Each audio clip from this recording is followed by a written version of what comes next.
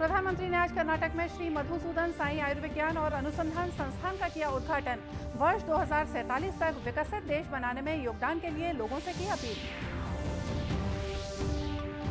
केंद्रीय गृह मंत्री अमित शाह जगदलपुर में सीआरपीएफ के 84वें स्थापना दिवस कार्यक्रम में हुए शामिल। आकाशवाणी से हल्बी बोली में समाचार प्रसारण का भी किया शुभारंभ। भाजपा कार्यालय में हुए हमले को लेकर भाजपा प्रदेश अध्यक्ष ने ली पत्रकार वार्ता।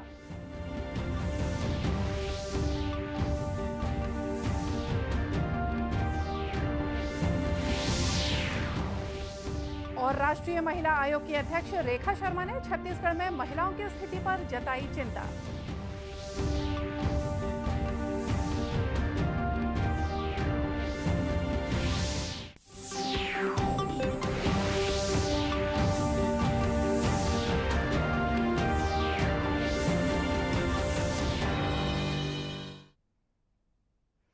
नमस्कार, आप देख रहे हैं दूरदर्शन समाचार। मैं हूं मोनिका शर्मा और आइए अब देखते हैं समाचार विस्तार से। प्रधानमंत्री नरेंद्र मोदी ने आज कर्नाटक में चिक्कबल्लापुर जिले के मुडेनहल्ली में श्री मधुसूदन साई आयुर्विज्ञान और अनुसंधान संस्थान का उद्घाटन किया।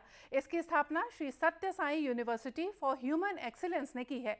इस संस्थान में गरीबों को चिकित्सा शिक्षा और इलाज की सुविधा निःशुल्क मिलेगी। इस दौरान प्रधानमंत्री ने प्रत्येक देशवासी से भारत को वर्ष 2047 तक विकसित देश बनाने में योगदान देने की अपील की।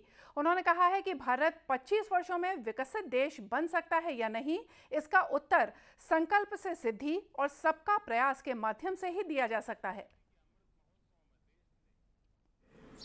विकसित होने का संकल्प लिया है। कई बार लोग पूछते हैं कि भारत इतने कम समय में, क्योंकि मैंने कहा है 2047 जब आजादी के 100 साल होंगे, तो लोग पूछते हैं कि इतने कम समय में भारत विकसित कैसे बनेगा।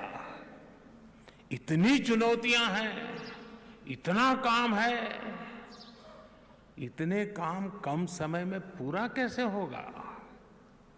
इस सवाल का एक ही जवाब है, सशक्त जवाब है, संकल्प से भरा जवाब है, सिद्धियां प्राप्त होने की ताकत वाला जवाब है, और वो जवाब है सबका प्रयास।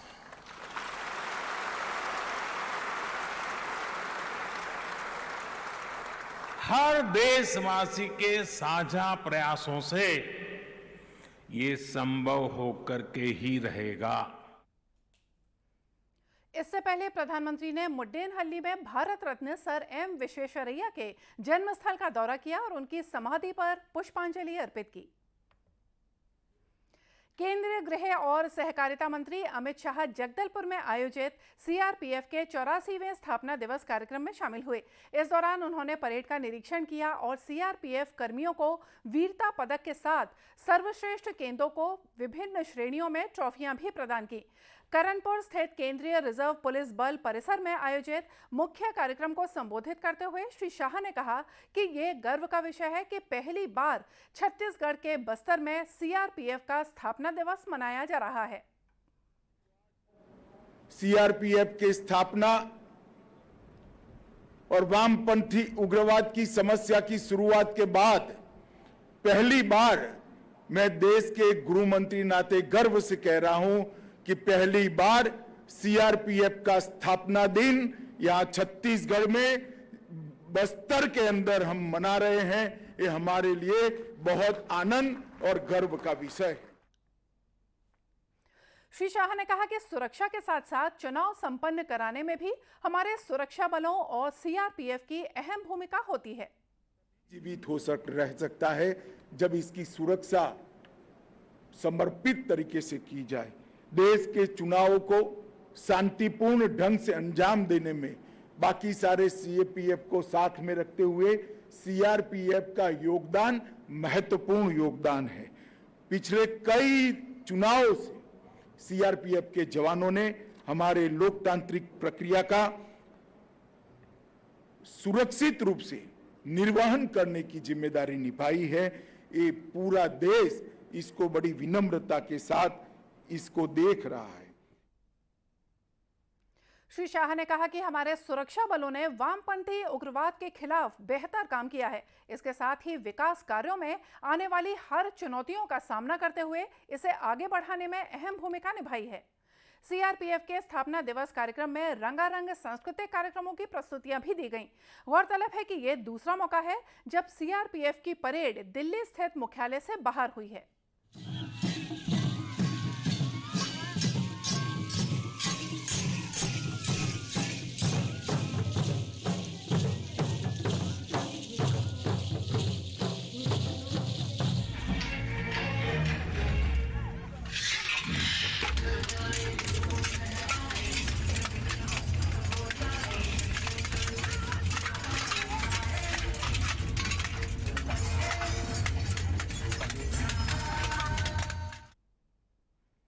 गृह मंत्री ने आकाशवाणी से हल्बी बोली में प्रसारित होने वाले साप्ताहिक समाचार बुलेटिन का वर्चुअली शुभारंभ किया।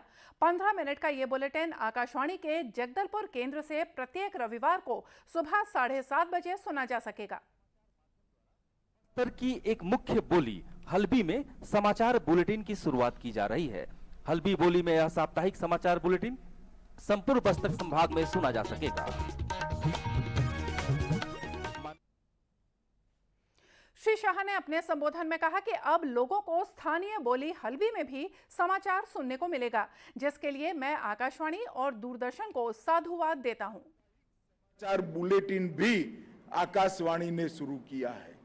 छत्तीसगढ़ के अंदर आदिवासियों की भाषा में पहला बुलेटिन, समाचार बुलेटिन शुरू करने के लिए मैं आकाशवाणी और दूरदर्शन को बहुत बहुत साधुवाद देता हूं। इससे न केवल हमारी स्थानीय भाषाएं मजबूत होगी, इस क्षेत्र में रह रहे आदिवासियों को अपनी ही भाषा में देश और दुनिया में जो कुछ भी घटित होता है इसके समाचार सीधे मिल पाएंगे। इससे देश और दुनिया के साथ उनका संपर्क और उनकी जानकारी भी समृद्ध होगी, इसका मुझे विश्वास है। इसी के साथ अब समाचार के जरिए हल्बी बोली में लोगों को जानकारी के साथ सरकार की योजनाओं के बारे में जानने का मौका मिलेगा।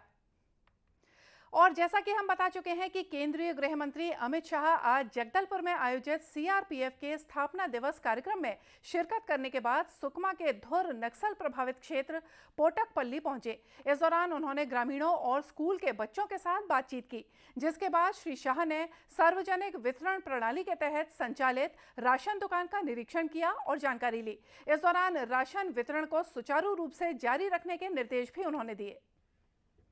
और आइए अब लेते हैं एक छोटा सा ब्रेक, जल्द ही लौटेंगे कुछ और खबरों के साथ।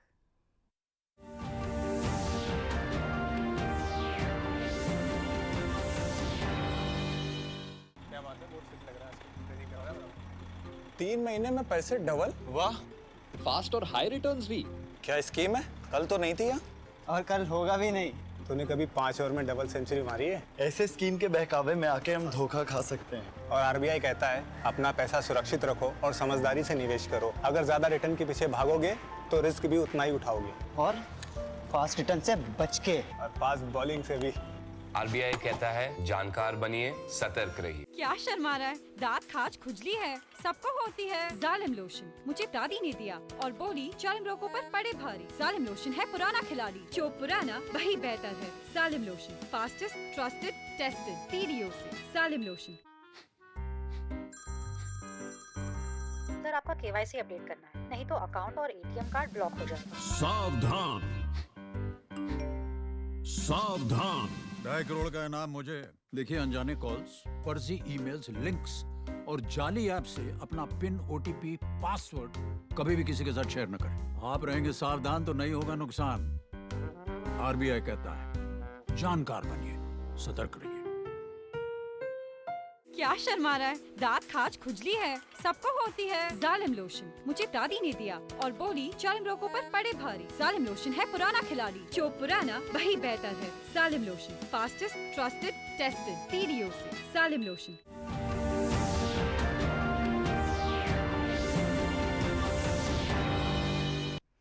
ब्रेक के बाद एक बार फिर से स्वागत है आप सभी का दूरदर्शन समाचार में। कांग्रेस नेता राहुल गांधी को मानहानि मामले में सूरत की एक अदालत के फैसले पर भाजपा के वरिष्ठ नेता और केंद्रीय मंत्री धर्मेंद्र प्रधान ने राहुल गांधी के विवादास्पद बयान को पिछड़ी जाति के लिए अपमानजनक बताया। श्री प्रधान ने कहा कि अदालत का ये फैसला कांग्रेस के शासनकाल में पारित अध्यादेश के अनुसार ही किया गया है। बरकरार किया, भारत की न्यायपालिका की नींव को मजबूत किया। पिछड़े वर्ग की भाई के मन में इसके कारण प्रतिक्रिया हुई। उन्होंने अपने अधिकार को जाहिर करते हुए न्यायपालिका की दरवाजा खटखटाया। भारत की आईपीसी के तहत संरक्षण मांगा कि भारत आजाद हो चुका है, सामंतवादियों के हाथ में नहीं है, प्रजातंत्र है, इसमें किसी को भी गाली गुलज करने का अधिकार नहीं है, जातिवाचक शब्द लेके अपशब्द व्यवहार करने का अधिकार नहीं है। नई दिल्ली में मीडिया को संबोधित करते हुए केंद्रीय मंत्री ने कहा कि कोई भी कानून से ऊपर नहीं है। उन्होंने कहा कि नेहरू गांधी परिवार को यह समझना चाहिए कि कानून सभी के लिए बराबर है। जाना तय है। यह बहाना दिखाया जाता कि 30 दिन की समय था, ऐसा नहीं था। कानून कहती है सदस्यता आरोप सिद्ध होने के साथ साथ दंड विधान होने के साथ साथ चली जाएगी। कांग्रेस पार्टी चाहती है और विशेष करके उनकी प्रमुख परिवार चाहती है उनके लिए एक अलग आईपीसी बने। उस आईपीसी के तहत उनके ऊपर कोई सजा ना हो, उनके लिए कानून अलग हो, उनके लिए न्यायपालिका अलग हो। लेकिन उनको याद नहीं आ रहा है भारत पिछले 75 साल से प्रजातंत्र की रास्ता अपना चुका है। हम आजादी का अमृत महोत्सव मना रहे हैं। प्रजातंत्र की इस इंस्टीट्यूशन में कानून सभी के लिए एक प्रकार होते हैं।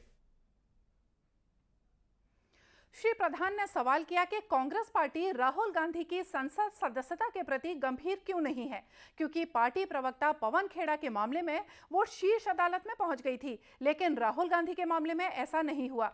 उन्होंने कहा कि ऐसा लगता है कि कांग्रेस में ही कोई षड्यंत्र हो रहा है। राहुल गांधी की लोकसभा से सदस्यता समाप्त होने के बाद भाजपा कार्यालय में हुए हमले को लेकर भारतीय जनता पार्टी की छत्तीसगढ़ इकाई ने एक पत्रकार वार्ता आयोजित की, जिसमें भाजपा प्रदेश अध्यक्ष अरुण साव ने राहुल गांधी की लोकसभा से सदस्यता समाप्त होने पर कहा कि कांग्रेस के पूर्व राष्ट्रीय अध्यक्ष अब पूर्व सांसद हो गए हैं। 2019 में उन्होंने पिछड़ा वर्ग के खिलाफ आपत्तिजनक टिप्पणी की थी। प्रकरण की सुनवाई के बाद उन्हें 2 वर्ष की सजा सुनाई गई। तत्पश्चात लोकसभा की सदस्यता समाप्त की गई। राहुल गांधी जी स्वयं 3 बार उस मामले में न्यायालय में उपस्थित हुए और उसके बाद प्रकरण की सुनवाई के उपरांत उन्हें 2 वर्ष की सजा सुनाई गई और तत्पश्चात उनकी लोकसभा की सदस्यता समाप्त हुई।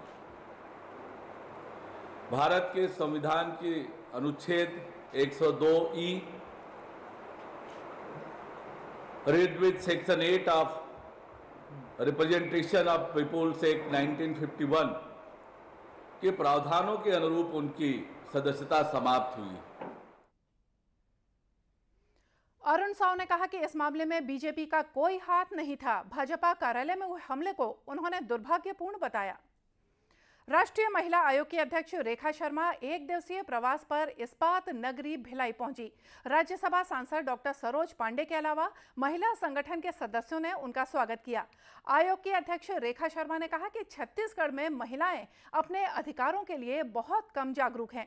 देश में सबसे ज्यादा महिला उत्पीड़न की शिकायत यूपी और दिल्ली से आती है, तो वहीं छत्तीसगढ़ में महिला उत्पीड़न के मामले बढ़ रहे हैं। उन्होंने एनसीआरबी के आंकड़ों के आधार पर कहा कि छत्तीसगढ़ में महिलाओं की स्थिति ठीक नहीं है। था अब जो नया है उसमें छत्तीसगढ़ नीचे आ रहा है।